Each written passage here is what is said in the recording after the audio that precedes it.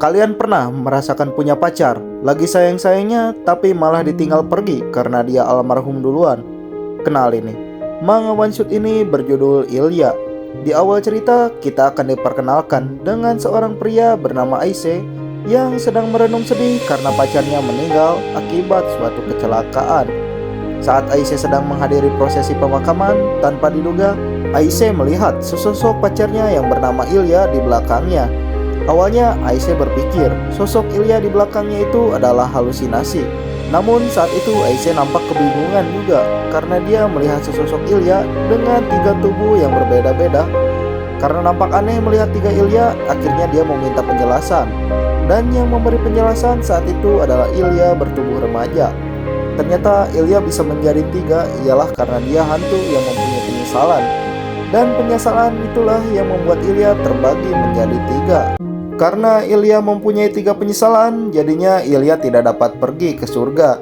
Dan itulah yang membuatnya ingin meminta tolong kepada Aise untuk membantu menghilangkan penyesalan yang dia punya. Walau hatinya terasa sakit karena permintaan Ilya, Aise tidak punya pilihan lain selain membantunya. Dan dimulailah cerita di mana Aise membantu Ilya untuk menghilangkan 3 penyesalannya. Awal mulanya Aise akan mengikuti keinginan Ilya dewasa, di mana Ilya dewasa membangunkan Aise dan ingin mengajaknya pergi keluar. Saat melakukan kencan dengan Ilya dewasa, Aise bertanya kepada dirinya sendiri, orang yang periang sepertinya bagaimana bisa mempunyai penyesalan? Dan setelah melamun di sepanjang perjalanannya, Aise menduga bahwa tempat yang ingin dikunjungi Ilya adalah toko favoritnya. Ternyata pemikiran Aise salah. Justru tempat yang ingin dikunjungi Ilya ialah tempat makan favorit Aise itu sendiri. Saat sampai di tempat tujuan, Ilya mencoba mie yang sangat pedas. Dan dia memberitahu Aise bahwa jika dia sudah dewasa, dia akan bisa memakan makanan pedas. Namun ternyata yang dipikirkannya itu salah. Aise bertanya kepada Ilya, kenapa dia melakukan semua itu?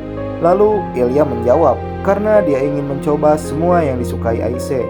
Ilya mengatakan bahwa Aise selalu memanjakannya dengan selalu mengikutinya makan makanan manis. Oleh karena itu, dia ingin sekali bersama-sama dengan Aise datang ke toko yang disukai Aise. Setelah mengatakan itu, Ilya dewasa perlahan menghilang dengan wajah yang sangat bahagia. Keesokan harinya, Aise dibangunkan oleh sosok Ilya yang paling misterius, yaitu Ilya bertubuh loli. Permintaan Ilya loli ini adalah dia ingin agar Aise untuk membacakan not puisi Aise. Lalu Aise juga menerima surat dari Ilya loli yang berisikan penyemangat dari Ilya dewasa sebelum dia menghilang. Setelah membaca isi surat tersebut, Ilya loli sudah tidak sabar agar Aise segera membacakan puisi Aise buat. Dan akhirnya Aise membacakan puisi tersebut. Mimin, coba bacakan puisi yang Aise buat. Terpancar suatu cahaya yang membuat semuanya menjadi debu. Cahaya itu sangat panas dan tidak bisa kusentuh. Terlalu terang bagiku, sehingga aku memalingkan kepalaku. Engkau yang mengayun di lautan bunga di celah dunia, tetapi Ilya, engkau yang berada di sana menciptakan pemandangan bagaikan mimpi, sembari meneteskan secercah cahaya di setiap langkahmu. Setelah selesai membaca puisi itu, ternyata Ilya loli tertawa dan bilang bahwa dia kurang mengerti. Melihat Ilya loli tertawa, sontak Aise merasa malu.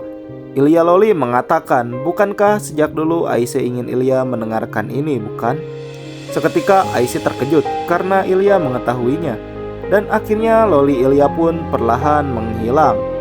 Setiap melihat Ilya yang menghilang, ternyata Aise merasakan sakit seperti tenggelam. Keesokan harinya, akhirnya las Ilya muncul dan seperti biasa dia sedang membangunkan Aise yang sedang tertidur.